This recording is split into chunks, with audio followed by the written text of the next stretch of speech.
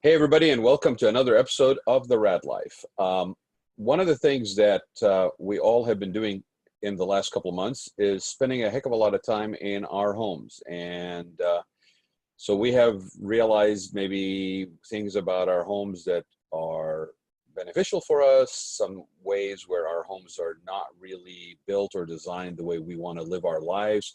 Now that we're spending a lot of time in there, it's become a little bit more apparent. As an interior designer, I will tell you that there's a lot of stuff like that that's flying around as far as feedback from people. Everything from the homes are not really conducive for aging in place for the actual homeowner, or if they're taking care of an elderly parent, which they brought into their home at this point so that the families can be united, at least during this time of crisis, under one roof.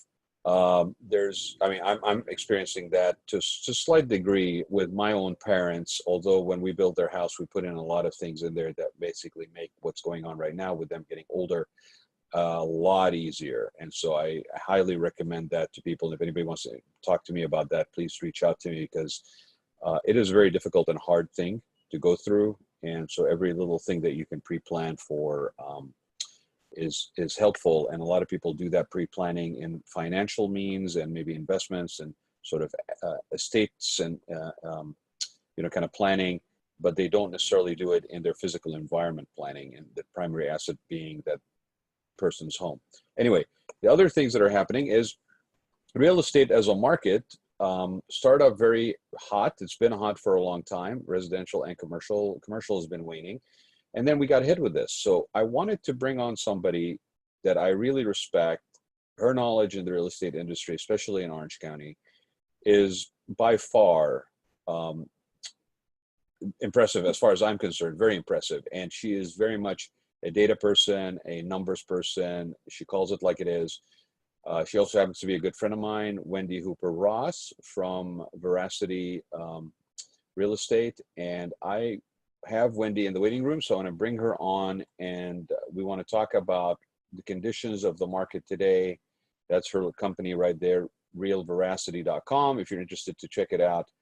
She's got some very informative videos on there as well. So I'm going to bring Wendy on, and we're going to talk real estate today. Okay, so let me see if I can get her. She is always on the spot here. Hold on, let's see. There's Wendy. Hello, Wendy. Hey, Rod. So I was saying before I brought you on is a couple of things. First of all, I said, as far as I'm concerned, you are amazing and impressive in your field of expertise. You are very much a data and numbers person. You analyze it like I have seen very few people do. And you definitely know your market. And real estate in general, on the residential side, commercial has been kind of a really kind of bizarre, weird kind of thing the last few years, just right. I mean, I don't think I've ever in the course of living in South Orange County, I don't know, off and on, mostly since like 87, I have never seen the number of empty real estate, commercial real estates on Pacific Coast Highway, out of all places, that I have seen in this last year. I mean, you could count a dozen more between San Clemente and Newport Beach, which is unheard of. It was absolutely unheard of. So that's commercial real estate. Residential real estate has been doing its own thing, and I want to get to that in a minute. But I said that itself has also gone through some impact in the last couple of months that we were doing, right? I mean, whether it's the way you conduct your business, whether the industry itself, expectations, financial pressures that people have. But the other thing I also mentioned is, just from my perspective on the design side, is I've been getting a lot of feedback from people now that they are spending a lot of time at home. Yeah. They are able to kind of unavoidably evaluate whether their home is meeting their expectations. And, whereas we couldn't maybe get people to consider something like aging in place as a form of, asset improvement or enhancement earlier, now if somebody's actually, has a parent or somebody, it's not themselves, but having somebody under that roof for the last couple of months, where they're, making sure that the family is united under one roof. Right. It becomes very apparent that, maybe your kitchen, your bathrooms are not really conducive for that multi-generational universal applicability, right? All of a sudden, when you're spending a lot more time there, you see these things. Right. And so I want to talk a little bit about that, but first and foremost, I want to start with, you tell people about yourself. I flashed your your logo there for a minute, so I'll do it My again. very pretty logo. Thank Your you. very pretty logo. And I said, people should definitely go to the website and check it out. There's a lot of good, useful videos in there, and you are very much a lot of data relevant to the industry. Um, let's give people a little bit of background, how long you've been in the industry, how long you've been doing this, and then what are you seeing? From my side of things, the economy, or let's just say the economic activity, let's just not say the economy, the economic Mhm. activity at the beginning of this year was out of control. I mean, Oh, compared yeah. to last year, this first quarter of 2020 was just like, we're going, oh my God, we finally got out of the doldrums of kind of like wasn't sure. And here we are kicking butt in January. And then here comes March and boom. I mean, Full stop. unbelievable, right? Yeah. Like nobody, I don't think anybody anticipated that. It was Yeah, the almost year like, was like being shot out of a cannon, and then the cannonball fell to the ground boom, and didn't even roll. Just right. sat there. No, it just plopped, sat Yep. there. Yep. So let's start with how long you've been doing this. Oh, geez. Like right out of the gate, show my age. So, as you know, I'm Well, from you Northern you can you can California. provide the measurement in any form you want. You want to do it in, like I've been doing it for a decade, an era, 20 years, whatever it is. Oh, It boy. doesn't help. We all have to It admit. doesn't matter. It is what it is. I started in the mid 1980s in Silicon Valley. Okay. So, and that was great because that was pre-technology. So in retrospect, as much as it was kind of a pain in the butt, because when we wanted to get something signed, we had to take a piece of paper and drive it across town and get it signed by someone and drive it back. It was a wonderful foundational experience for me to see a market grow and evolve while I'm learning the ropes. I worked both in real estate as a residential assistant and also in escrow and title. So I kind of saw both sides of the transaction, and that evolved into my being recruited to work for a private mortgage bank, which was fantastic. Again, hugely educational, seeing how mortgages are pulled together, sold into the secondary in New York, Right. until the tech crash. There was the first tech crash was in October 87, and that was really an education.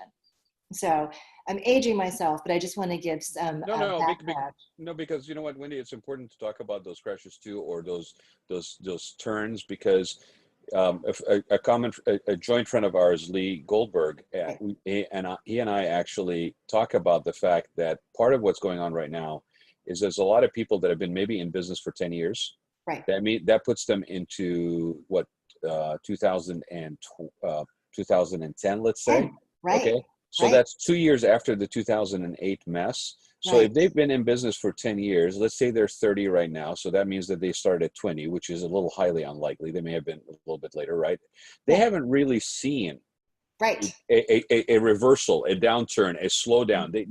Versus somebody who's maybe seen like the 87, the 91, 90, Right, 91, right? right. Real estate Oh meltdown. eight, oh nine after that. Right. Right, Right. right, And so there is something to be said about that. It's still unnerving. It's still panicking. But if you've been through it, right. there's a certain sense of we've survived and weathered through that. We will find another way to do it again. And beyond just that sort of emotional context, it also gives us some background where we can say, Sure. okay, back in that situation, this is what was happening in the market climate, and this is what was happening with technology. So Because this is you going into the data thing that I was talking about. This is you like looking at it, right? So yes, you're absolutely right.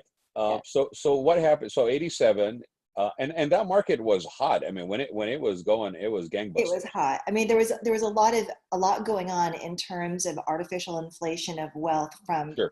the new technology market, and then it just blended with an SNL crash, and it was just full tilt reset. Right. And what I've learned since then from people who are smarter than me who work in technology is that institutional lenders and the government, anyone who measures these metrics, they're now using technology that bakes in anticipation of what's going to happen as these trends move. So Yeah. technology has actually somewhat lessened the impact of these Sure. huge market transitions because there's an anticipatory aspect to it now that didn't exist then. Well, it's like they talk about the matrix, as far as matrices. They talk about algorithms. At the end of the day, I don't, like I said, with all the algorithms on the planet, with all the matrices in play, I don't think anybody in January realized what was going to happen in March. There's always a variable. There's always an Right? unknown. But to your point, yeah, Yes, it's actually almost like you shake your head that, you know, we live in this world where we feel like the technology and everything else around us gives us a sense of control Right. and you know, controlling outcome. And then we're hit with something like this that reminds us that, you know, that's a false premise, that control is a false premise. At the end of the day, something Yeah. can still come in and Right. knock you for a curve. Oh, and But it's killing my clients because they're really accustomed to calling me saying, okay, what's going to happen next? And mhm, usually with my hubris, I say something like, well, they're going to write this offer and they're going to ask for that. And we're going to counter with that. And this is what's likely going to happen. right, And you can anticipate based on decades of going through transactions what might happen. And right. today I have to say, you know, I don't know. This is my first pandemic. I got nothing. What do you think is going to Well, happen? that was one thing you said to me yesterday, and I thought it was Yeah. really funny. Like everybody was basically going, "Oh, this is going to happen. This is going to happen." I'm like, "How do you know? This is your first pandemic. Have you been through a pandemic before? Were you around during the Spanish flu? Yeah. I mean, I don't think you Yeah. were around during the Spanish flu." So, but There with are that, certain things that we can look at though, and there are right, certain data points I can still look at. There's still this many human beings living in Orange County. There's still this many living units to put them into. right. So what's going to happen with that? That demand and supply is still demand and supply. I mean, people forget like 1991 that there was a big issue of saturation, Right, you know, and so that right, was a big part of it. And I think the industry, both on the developer side and on the real estate, you know, brokerage side, learned that in '91, and I don't think right. I have not seen them make that mistake again. So, you know, now, and sometimes actually now we're actually almost the reverse side, like we don't have enough inventory, right? And Well, so, we have a situation where we're almost completely built out in Orange County. The right. density here is pretty great. And frankly, the cost to build is exponentially higher than it was 20, 30 years ago. You know, that being said, though, Wendy, it still costs $1 million to build a hotel room, one hotel room in San Francisco. So, you know, when we talk about things, there's also a relevancy. Yes, Right, we also have still a mindset, right or wrong, whichever side of the equation you may fall on. I don't really want to go there, but not just you, but anybody that's listening to yeah, this. But you know, there's still a sense that Orange County is a single family home, non-high density. You know, you got a little bit of piece of land, and right. in some areas you're seeing that change. Mhm, Irvine is a perfect example of that, right. with all the high density multi units that are on the freeway. Mhm, But you're also seeing a lot of people push back on that. So we're still in that flux situation. To your point, we're built out. The only way to really increase available supply is to actually go to a higher density, right. spot zoning versus master planning, you know. But the supply and demand is still supply and demand. The you know, the average income per household is still what it is. I'm sure we took a hit this time around, but Sure. you know, economic indicators. And I had a gentleman by the name of Logan Mohtashami, who's an economist, on here, and he said that basically, you know, the basics of the economy were strong. Were they inflated? Sure. You made mention of the last time in '87 where things were inflated, and you know, there was a little bit of hubris when it came to like sort of financial wealth and status. And I think every down cycle that is even this one right now that we're going through has a little bit layer of that anyway. But he said that, you know, the basics of the economy were solid, and so whether we they stay that way or not, with Mhm. what's going on for however long it may go, that will also have an effect. What have you seen in the real estate business in the course of this pandemic? I know it's it's your first pandemic, but you know, go ahead. But I'm acutely aware of what I'm seeing. Right. There's a couple things that really surprised me. I thought that the state of California, because that's who governs my industry, it's the state. I thought that they were really going to clamp down on my real estate activities and prevent me and other professionals like me from going out and having physical contact with other people, and they didn't. They did the reverse, and they got very proactive pretty early on, developing disclosures and things for everyone to sign, saying, yes, you know, we'll observe social distancing, we won't have Right. too many people on a property, et cetera, et cetera. And they developed these disclosures that I thought would scare the bejesus out of people, because basically you have to sign a document that says, yep, I know I could get sick, I know I could die, I know that after I see this house that I'm walking into, Right. I have to tell that broker if I later become diagnosed with COVID, there's a reach back on it. This is an onerous document. Everyone's signing it and moving ahead, which kind of blew my mind. So, Well, you know, and it's interesting. That's interesting because I don't think you can separate, especially Southern California, but I think the whole state really. I don't mhm, think you can separate the economic engine at some basic level throughout the course of the state's history, from real estate development, from real estate, from construction, right? Right. So it actually makes perfect sense when you look at it through that filter, that they would basically almost come out and say, your business, my business, that has to do with built construction, built environments, is actually essential services. Yes. Right. Right. I mean, the joke for me was when I wasn't just considered essential services from the construction side, but I was also actually considered essential services from the podcasting side. That one blew my mind. Right. I mean, it's like I went over. I remember I'm going over to my mother and say, "See, I told you all this time that I was essential, and here it is. The state of California says that I'm essential on 2 counts." Isn't redemption great? You It, gotta it love is. It that. is absolutely. She didn't. She still acted the same way she's acted for the last 50 years. She didn't give me much, consideration. But I love her to death. She's great. But That's fantastic. Yeah. yeah, it's true.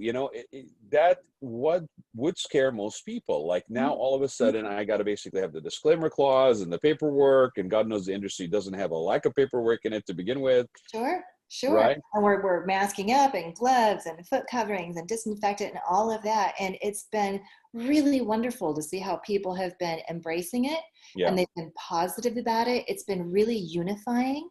So what I thought was going to be this incredible acrimony where buyers and sellers are going to get further divided and more right. distrustful, it's done the opposite, and it's really brought them together, and it's made transacting far more pleasant. Oh, so okay. You know what's interesting about that is, Hmm. for me, I think there's a lesson to be learned there for everybody right now talking about reopening. I'm in the process of writing something relevant to this hospitality industry, where we're so adamant about trying to get people to come out and basically participate in activities, whatever it Uh, is, right, uh, in a public setting, by actually either trying to scare them out of it because you're a scaredy cat. Come out. You should come out. There's nothing to be afraid of. Come in. The water's fine. Trust me. Forget about the fin that's in the water. But the other side of it is that it seems like everybody just wants to talk about cleanliness and cleaning and cleanliness and cleaning, and that's a double-edged sword, because if you're telling me all of a sudden you're taking an interest in cleaning, my first question to you is, what were you doing before? right, Right. Right. right. But Yeah. what you're discussing, what you're mentioning, is actually a commonality there. It's like it's the buyers and the sellers and the brokers and the industry are kind of agreeing to come together and support a particular way Yes. of existing in the new normal. And Yes. there and regardless of what, it makes it possible, so everybody's embracing it. There's a lesson to be learned there, I think, by a Oh lot of yeah. people. Yeah, it's bringing out the humanity in everyone, and I'm so delighted. Like before, very often, if I went to a property to open it up for another broker, so they could bring their client in, there was this stiffness and there was no communication. They were afraid to let me know anything about Mhm, what might be going on with their client, like a mhm, game of poker. And mhm. today it's like, oh gosh, I need another mask. I'm like, hang on, let me go to my car. I've got some extra. Right. And there's this relationship. There's an openness that was missing before. It's really nice. Right. It was very transactional before, and now it's more relational, which Yes. you and I both, we've had a conversation about this. Sure. That's really the only way to sustain a business. Right. So what has the reaction been? Let's switch it from a little bit of a different perspective. What's the reaction been from what you have seen from the buyers or the sellers? Like, obviously, has the motivation from the sellers changed? Is it now maybe a little bit more of a I would priority have to because, say it's a little all over the board there, Rod. okay, Yeah, I haven't had enough transactions since mid-March yeah, to have enough data to really, here I go again, to establish a firm trend. I have seen sellers take the position of, 75%, I would say 3 out of 4 are saying, I was going to sell anyway. I'm selling, I'm moving forward. I don't know what the market is going to bring, but this is my life plan. My plans mhm, haven't changed. Let's just mhm. do it. And there was one notable seller who said, holy heck, we better get this sucker sold because we think the sky is falling. And I'm like, all Oh, right, well, I disagree with you, but let's get her sold because that's really how you feel. well, on that particular transaction, did you end up selling it? Yeah, yeah. Okay, and how did it fare in terms of what you thought it would get, what they did get? Did What's they? interesting with that one is that one took the biggest price cut of all of them. Mm, It's currently in escrow. It's scheduled to close in about 10 days. And they made a huge price concession on it that I didn't think they would have to make, mm, but it was their choice. And I think it's because they believe it's only going to get worse. So mm. in the end, it's their decision to make. Yeah, But and you just first, have to facilitate the transaction. I it's totally. my job to give them my best advice, and the decision is ultimately their own. What's interesting to me is another property, a much older property in Laguna Niguel. We had planned to bring it onto the market in 2018, and life happens, and we just kept kicking the can down the road. So, of course, it came in the market in February. Perfect timing, right? This grand house, one of the most expensive homes in Laguna Niguel. We hit the market in February, then COVID hits, and we think, ugh, what's going to happen? And it's in escrow. It's scheduled to close first week of June, and we're going to set a record for the highest price per square foot ever paid in the history of that neighborhood. So, so the motivation for the seller may have not changed dramatically right across the board. You might have some odd cases where people are sort of like worried. They're thinking, right? I mean, the other thing I was kind of trying to basically try to understand is, with people staying in their homes longer, right? It's almost like that seasonal thing that happens with people moving. Like you'll see more transactions maybe, or more sales, or more people moving during the summer because before school year starts, and there's certain trends of that nature. And I would have thought that with this, people would basically say, no, I'm taking it off the market. I'm basically staying in this home. We don't know what's happening. 2 months, 6 months, who knows when we'll be furloughed, basically. Some have, because just as we have seen the demand diminish by 30-40%, depending upon the market segment, the supply has also diminished. Okay. So it is commensurate. My personal clients, the people that I had been talking to, didn't change their plans to sell because these were plans that were already in motion. Got it. But we're only in May. Right. So, we're the window, that the horizon, if you will, of when someone decides that they may or may want to sell and they actually pull the trigger. Now is a better time for me to start determining for you whether or not these people are forestalling decisions because of the current environment. Well, and we should see what happens, because again, that whole thing about, kids and school and, right. people maybe going, colleges are basically giving extensions to people and, postponements and stuff so that they can still maintain their acceptances. So there's going to be this is going to play itself out over the summer. It's going to play itself out probably through until I'm predicting until next spring. I think so, but in terms of my industry in real estate, I think by August, September, we'll really have an idea of what's going to happen. Yeah, you will, again, because I think that traditional cycle will still play a part in this, so it'll give you a clear idea. Mm-hmm. Okay, so let's talk about if people's demands have changed. Like, what we touched on earlier, like people getting a sense of what they may be looking for in a house now, whereas they may have not realized they needed that prior to being sequestered for 60 days, under one roof. Have you seen any of that? Absolutely. In fact, I've had a couple of buyers refer to me within the last 14 days who have been really dissatisfied with a purchase that they made within the last 12, 15 months. Both of these homeowners bought homes really recently, and now that they're in it, and now that they're really in it, as we all are, sheltering in place, they're realizing either A, this wasn't what I thought it was going to be, or B, what I needed wasn't what I thought I needed. And so we're back on the market, really shifting their paradigm and adjusting their search. That's interesting. Yeah. I think that's where I'm looking at people and behavior change, because I was talking to a gentleman on another show that I do called Design Sense, and we were talking to the guy who's the general manager for California Closets. Mm-hmm. And he was sharing the fact that they never stopped either. Like they continued all the way through this. And yes, sure, their volume took a hit. People are a little bit more hesitant maybe to spend large amounts of money. But again, It depends on what economic category you're in, because you may look at it at that same situation and go, oh, wait a minute, there may be an opportunity here for me to secure better talent that was basically sparse and scarce before this. To do stuff. I could prepare things now, because if this thing prolongs itself, I have the means. I might as well have a better situation in a couple of months. Anyway, and the complexity of that is that now, like you're going into people's homes, so you have to basically that assurance and from a construction perspective. But what he was saying is he genuinely has seen a shift in some of the areas of focus. He said that home offices are a lot more a priority now than it was before. That's okay. There's Harley. It's my dog. I tell people this is how the sausage is made. This is what I'm just going to mute myself. So So you can hear me though, right? You can still hear me. Can you hear me? Okay, she can hear me. All right. So he was saying that home offices are becoming more of a priority for people, and that the home offices now are not just sort of an afterthought nicety, kind of like, makeshift man cave kind of whatever. They are now multi-person offices. They have to provide space for, both maybe homeowners to have a space that they can work in. It has to be functional. It has to have sort of support things that are not. Can you hear me? Go ahead. Is he still barking? He's still barking. Okay. It's okay. That's all right. Wendy will be back joining us here in a minute. Anyway, people have heard me say this on the other show, so I'm just going to be very short. So home offices was a major thing that they're seeing a change in demand for.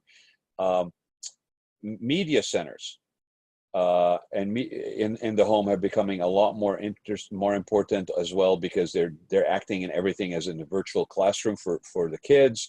They're a gathering space for the whole family now, not just basically where you send your kids off to get them out of your hair. And then the big one was that pantries in kitchens now Yes.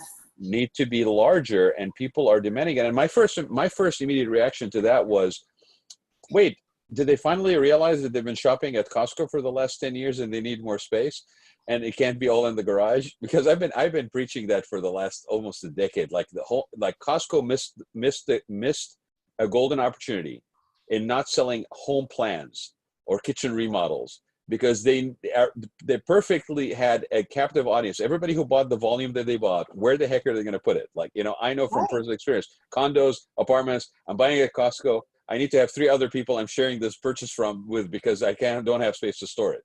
Right. And so he was saying, Mike Cassidy's the gentleman's name. He was saying that pantries. And when I said that to him, I said, well, he said, not really so much. He said the reason was not so much the hoarding or the need to stock up, but it was about the fact that now the kitchens were being used more. And so people are cooking together. People are cooking more in the house. So they need to have more compartmentalization. Some people are maybe also doing sort of a behavior pattern that goes back all the way to the time of the Great Depression. They're preserving, they're canning, they're pickling stuff. And so an organized pantry where you can put everything, almost like grandma's old, pantry with the chicken wire on the front of it, and for aeration.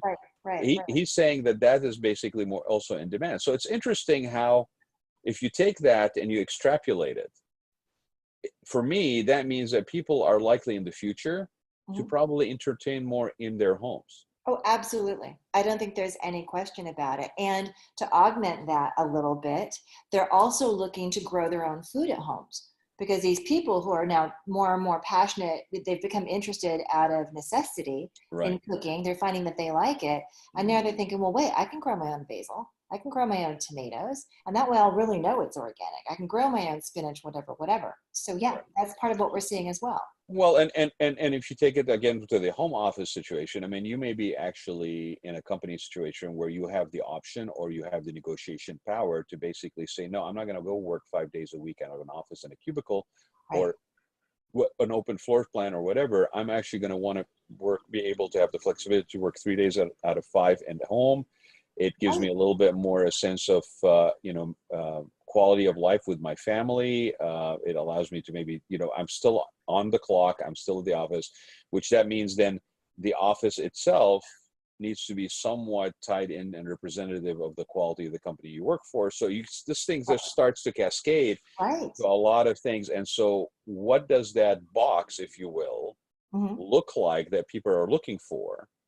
Versus I'm just walking in and I'm looking for a bathroom, or it used to be, I want another second guest bedroom downstairs, or something I could convert to that. Or does the powder downstairs is it big enough where I can gain some space and put in a shower? So that, those were things that people were starting to ask for. But now on top of that, at least those 3 areas we talked about are critical.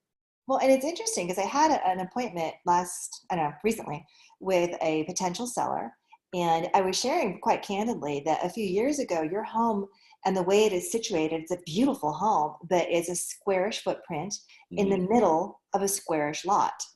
So they've got yard all the equally way around. all around the house. They don't have a massive front yard or a massive backyard. They've got all these little yard spaces. And historically, that would not have been desirable at all. People want the big, expansive backyard and the pool and what have you. Right. But now that everybody is home, I said, we can really market the heck out of this. We can have the garden on the side. Yeah, you We can got have, zones for people to have no, their own sense of space as well as gathering. exactly. Yeah. Yeah. And they're Yeah. not stepping on each other. No, it's Yeah. true. And you can have like the area maybe off the kitchen. Now you've got a couple of elevated planter boxes, and now Right. you got a little more space for a garden, the back area, the side area. Yeah, you're right. And that is interesting that people are already looking for that. I mean, Yeah. it's amazing that it took what all of six. This is the other layer to this whole pandemic that's really fascinating to me, is just how quick, really, and in big part because of the technology, it's made it possible. Like, look at what we're doing right now, right? Right. But how quick people actually responded, and when you compare that to what the stagnant, sluggish movement that usually people follow, Mm-hmm. whatever the motivation has been, okay, it is fascinating how quick people actually are able to move and make decisions and respond when it is actually something like this. Don't you find it's true, though, that people are more quick to respond to something when they have an emotional reaction to it? Oh Because yeah. people's hearts and souls are impacted by this. It's not just their heads. You know, in '07, '08, if I had a dollar for every time I said to someone, this is not sustainable. This Hmm. is not sustainable. They're like, yeah, yeah, yeah, whatever, you know, and they weren't listening to me. They're like, yeah, she might be right, but it didn't have an impact. But when they were losing their home, Oh yeah. all of a sudden it resonated. But I think the emotional component here this time around, because you could even argue that locally, I mean, this is a serious medical crisis. Right. And the big part of it making it so serious is um, the lack of support mechanisms in place that genuinely are doing twofolds, providing the necessary stuff like enough, you know, masks for first Right. responders, right? Right. I That mean, people, just blows my mind that in the modern world and in a country that's a first world country, that we are even dealing with that are right. people actually sewing to give masks to people. Right. Secondly, is the fact that I don't have any way of trusting what information is valid and what information is not, right? So it's not necessarily that, like, because you can ask people, most people don't have a personal connection with somebody they know or 2 degrees of separation, at least in the people I've asked, that are aware of somebody who has it. Now, I personally happen to know somebody who lost their mother to this, but it wasn't in the United States. Um, and all the emotionalities that goes with that. Like, you can't basically have a memorial service. If you have a memorial service, you can only have 10 people. They cannot be sitting next to each other in the church. So you can argue that the genuine medical fear Mm-hmm. versus the presumed fear, Mm-hmm. some people may argue is not really there. So Yeah, the it's hard because you're right. So few of us have intimately touched. right, but the emotional reaction is still there. Yeah. And Yeah. I don't have the street credentials or the academic credentials to even try to make heads and shoulders of that, but I'm going to be really interested to see what people basically attribute to that, because it wasn't people like, I mean, we're on the internet. Is it the fact that we are all connected and we're seeing all kind of imagery? Is it the fact that this is a global situation, so we don't feel like we can run anywhere and somehow be in denial? Like, I can go to a small town in Alaska and avoid this because it's not Southern California based. I don't know. I think it's a lot of things. I think it's all of those and the unknown. I mean, like, think back to the '80s when AIDS was coming on the scene. Oh We yeah, all knew, okay, I'm not good having example. unprotected sex, I'm not going to get this. Right, And then, okay, well, I'm not having a blood transfusion, so I'm not going to get this. But we right, knew if I do that, this will happen. We don't right. have that now. Well, but we do have is possibly, just like you mentioned, where I thought, if I had protected sex and it was kind of certain kind, then I'm basically at a high risk. And then, well, wait a minute, I can get it through a blood transfusion. Yeah, So I yeah, think we are going to be in for some more things that we are not aware of when it comes to sure, this, that sure, will clarify over time. yeah. But again, But to your point, we're all unified by this global fear. yeah, I think I mean, it's a common thing. I've been saying this over and over for the last couple of weeks, is you have the ability 10 years, 5 years, 6 years, 2 months, whatever it is, to be anywhere on the planet and be able to initiate a conversation with somebody by saying, hey, how was it like for you during COVID 2020? And Right. all of a sudden you have a common basis with that human being. Um, I want to bring it back just to the industry of real estate and residential. So what we're looking at right now is a heightened awareness that people have about how their home, and we used to have to sell them hard on this, like to get them to think about it this way, but their home is their haven, it's their sanctuary Yes. in very meaningful, real ways that Right. maybe before it was more of an esoteric, oh yes, it's my haven, it's my sanctuary. Now it is my safe place. Literal. Literally, right? Yeah. Yeah. So how long do you think that is going to take? Is it more of a permanent thing from your perspective, do you think, or is it I something think that's it's more of temporary? a permanent thing. And that's my gut. My gut tells me it's more of a permanent thing. Just like after the 08, 09 meltdown, we were all shocked to see that people no longer had the decades old stigma about, oh, I'm a renter now. Because for decades, there was pride in owning your home. And after that whole financial debacle, there was not this stigma about being a renter anymore. And that still exists. That was Well, you've spoken a lot about this, right. like it was a generational thing also, right? Like Right. because if you think about millennials or people that are starting in their career path, you know, they don't want to be saddled necessarily with a, you know, real estate holding, with land, with maintenance of backyard, all this stuff. They're a And little they bit more believe of, that to be risky, whereas their parents believed it to be an investment in the future. well, and they have a little bit more of a nomadic lifestyle. What's going to be interesting for me, or at least they did, because what's going to be interesting for me is to see this, because I mean, I'm looking at people, and I had a few of them yesterday on another interview that I did, where it was multi-generational under the same roof. So somebody who just like my nephew, who just went from, you know, is about to enter high school, so he's graduating, and he's old enough to remember this. Like this has been not just a sudden memory, but it's also been an extended memory Sure. that one Sure. way or the other, it is going to have an effect on how you make decisions. Yes, So it's this deeply imprinted. Yeah. deeply imprinted, and so it's going to be interesting also that this is no longer can be associated, like going forward, we can't just say, oh, well, you know, millennials are nomadic. They don't have a sense of the need for a safe landing pad, a place where they can basically have a little bit more certainty. Right. Same thing with people that are older. You can't basically say, well, you know, it's a baby boomer, they're going to sell and scale down. Like that was already being challenged before. I think now it's even probably more so. Yes. Right. Yes. So anything else? What else have you seen?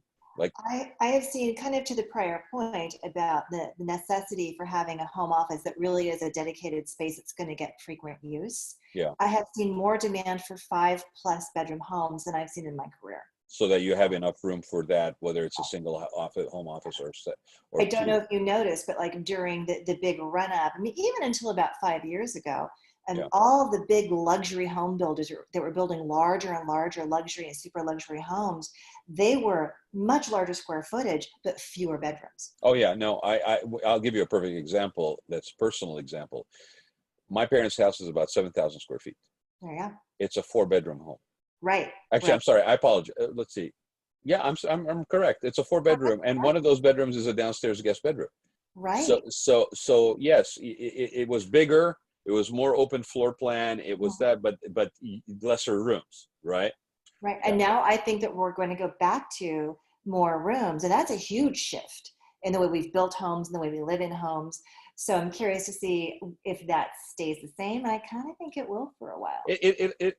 I think the other thing to mention about this is before we were all about untethering, you know, wireless, which again, that component of the smart home is going to be massive. Like that, you're no longer going to be able to just say, well, you know, I contacted this company and they put this router in or whatever. You're going to have a brain in the home, because And get ready, it's going to be nothing like we've expected. It's going to be times a million. right, you're going to need to do it because of the fact that you just experienced 5, 6, 7 people on the same bandwidth that you have in your home, okay, almost 24/7, right? In fact, you know, from schooling or homeschooling to, I don't want to hear you go basically bury your head in your iPad to whatever. That's good. That electronic component is going to be Oh yeah, unbelievably yeah, expanded when it comes to home. But I think the other thing too is, like I said, we were all about, I can take this and I can be anywhere and I can do whatever I'm doing, right? Now it's like, no, no, no, no. I need to actually have a little separation. And especially if I'm telecommuting, when right. I am in that room, I don't want, and I'm not picking on Harley, but like, I don't want the dog barking. I don't want, listen, there were videos where this lady was basically on a team meeting and her husband basically was walking behind her in his tidy whities, right? Right, Yeah, right. right, Yeah. right. And not even, she wasn't even aware of it, but everybody else was. Well, and Uh, before your call, I was like, if one more neighbor starts blowing their leaves, I'm going to lose my mind. We're going to need to have soundproofed environments as well. Well, back, like I said, backdrops, Hmm. all these elements that are going to basically go hand in hand that we used to maybe assign to a commercial or an office environment, that Right. traditional office meeting, And now basically are going to go into the residential. get this, I had a conversation yesterday with somebody. So ratcheting that up a notch is like, yes, we want our homes to be Wi-Fi solid, and have enough bandwidth for all the data that's going to happen. And we need to have dedicated spaces that are 10 steps above what they used to be. And because of the medical scare, if you will, and this global neuroses that I don't think is going to pass anytime soon, Mm-hmm. they're already talking about home technology, whereas each member comes through, the member of the family is tracked, and the house knows what their body temperature is, what their respiration is, what their physical activity levels are, and is tracking all this information. It's going to be crazy. Well, I mean, today, if you have a Fitbit on, it will notify if somebody fell. I mean, there are the technology pieces are Right, there, but I don't think they were ever considered part of like the home safe home right. or the smart home kind of Now idea. that integration is going to happen. You know, Yeah. uh, two other things, by the way, Wendy, too, is I think because of the volatility of the environment, like I think there's a lot of people that right now are very polarized. There's a lot of division. There's really a sense, a tangible sense of fear Mhm. that you may actually encounter somebody that is whether it's basically because of a fear of economic downturn. There's 30 million applications for unemployment. I think it was 36 now. That there's a sense that if I have to maybe more fortify myself behind my home kind of thing, or that maybe people will come. I mean, the craziness is all on all levels. Maybe somebody's going to come drag me out of my house because I'm refusing to wear a face mask or whatever it is. There's probably going to be, realistically, there's probably going to be an increase of interest in safe rooms. I would think so. I would think so. And not just safety from physical attack, safety from biological attack. Yeah, A good friend of mine who works for a company that it's does, almost the modern day version of the bunker that that right, you bury in the backyard. right. Yeah. So wait for that to impact HVAC. A friend of mine who works with green home systems and green commercial building components said his phone is already ringing off the hook for people who are looking for upgrading their HVAC system so that they can control what's in the air that they're breathing at home because they are in fear of that coming into their home. So you should connect him with me, because about 3 or 4 weeks ago, seeing this coming, I basically contacted a company, and we are in the process of finalizing our arrangement to basically go in and do that. And this is where you increase the air purification situation, where it catches a lot of the stuff. It's not going to be enough. Like I started off saying, a lot of people are talking about like hygiene and cleaning, and we're like, well, wait a minute, what were you doing before? Right. You're not going to be able to get somebody to come into your business, whether it's an office or a retail or a restaurant, even more so. You know, poor guys from the hair salon and the nail salon. I mean, they're already getting like thrown under the bus as far as contamination. But you're not going to be able to get me to go into a place, or let's put it this way: you might be able to get me to go into a place, but if your competitor has a higher degree of air purification Right. that is quantifiable Right. and provable, Right. I am likely to maybe, hey, I like your food, but I'm going to take grandma out for food. I think we're going to go over here. Absolutely. So there's going to be a lot of stuff like that, whether it's water purifications, whether the concept of health and wellness, whether it is in your home or in your environment. I would not be surprised if you see some of this stuff in cars. I would not be surprised if I saw center consoles in cars that are basically UV sanitizing units. Right. I wouldn't either. I wouldn't where doubt. I can put my gloves, my mask, whatever it is, my keys can be sanitized and basically with UV lighting in there. Yeah. Um, it's an interesting thing because a lot of people that are looking at this also I think are seeing, regardless of industry, are seeing that this is a burden, this is a challenge, this is a, this is not how we live. Well, I don't know if you agree with me, but I don't think there's going back to the old normal. There's no I going don't back think to that. there is. I think we have a new normal and we're not even sure what that is yet. Well, but I think it presents opportunities, right? I mean, it does present opportunities. I have to comment on what you said about given a choice of an environment to go into, whether you go into one that has the old way of handling the environment or a same business that has what you feel is a higher standard and a safer environment, you're going to choose the safer. Yeah, And minimum compliance, and I've been preaching this with ADA compliancy for right, as long as I've been doing interior design. Minimum compliancy should always be considered as a starting point and not the end all.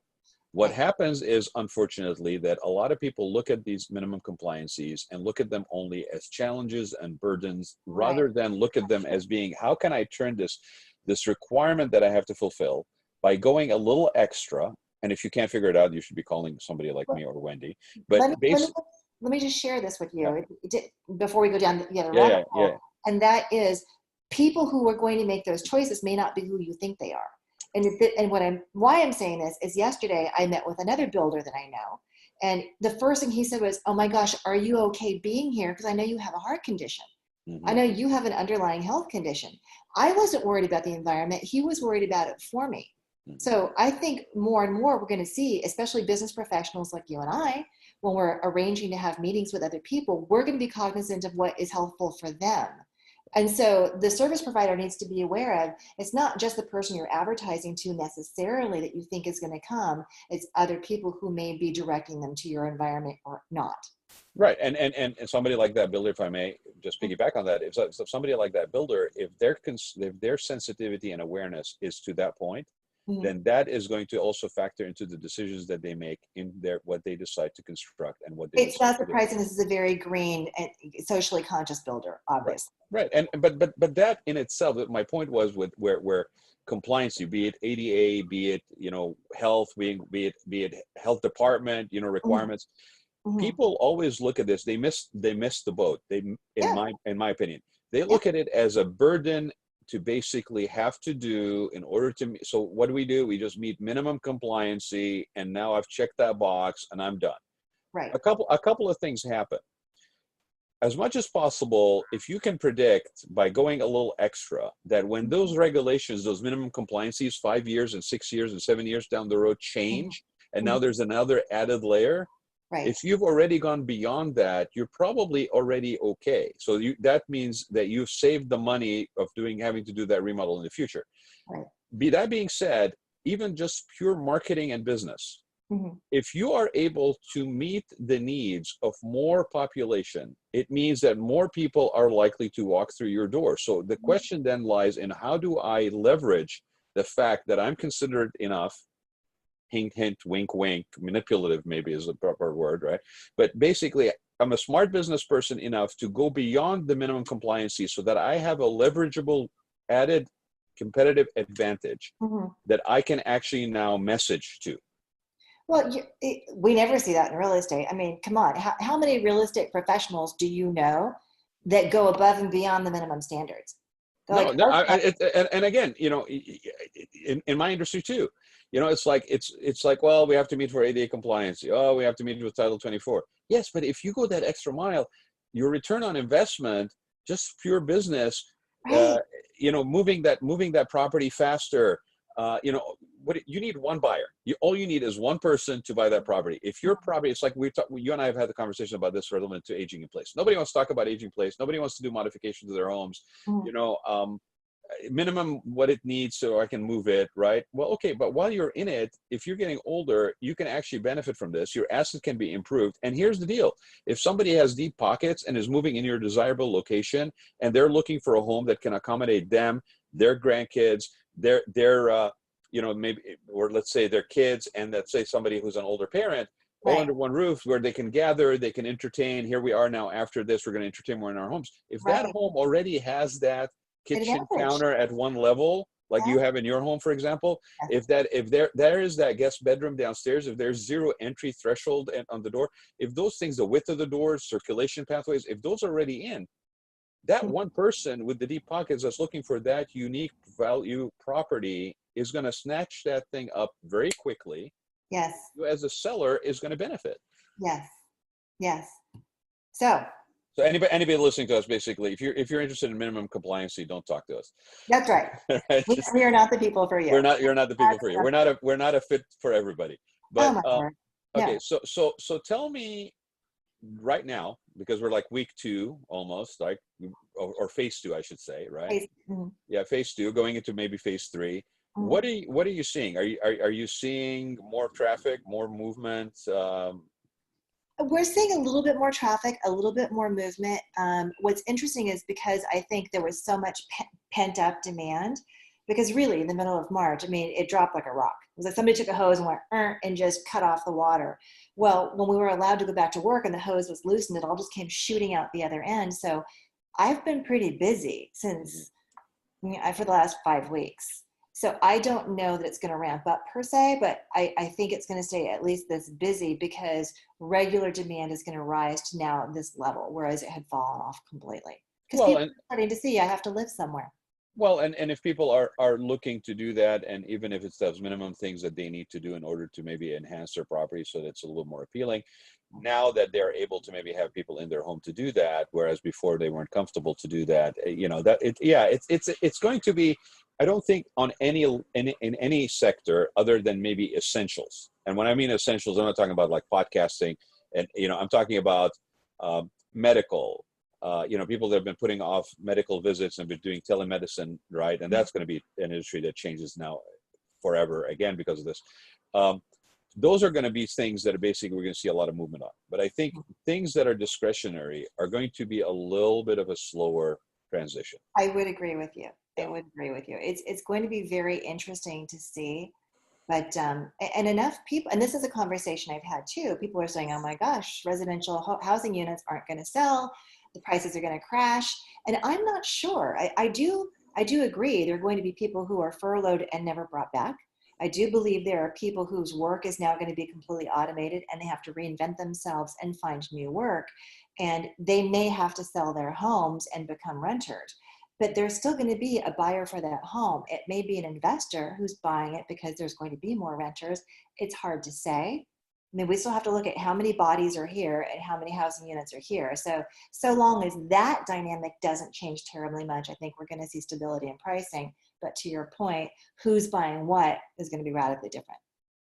So with that being said, I think now that I've got a garbage truck collecting garbage in my neighborhood, and not a dog barking, but hey, that's my version of it. I think what I would like to do is just again point people to your website, veracityrealestate.com. It's it's realveracity.com is the website. Realveracity.com, and definitely go to the blogs, because that's where all my latest updates are going to be about COVID and the market and everything else. Yeah, and you definitely want to check out Wendy's blogs. They're really great. They're very informative. If you haven't picked up on it, she's very, very personable. And so I thank you, my friend, for taking the time to spend with me today. It's always good to see you. It's always good to see you. Be well. You too. And thanks everybody for joining us. We will be back with another episode of the Raad Life very shortly. Take care, Wendy. Bye-bye. Bye.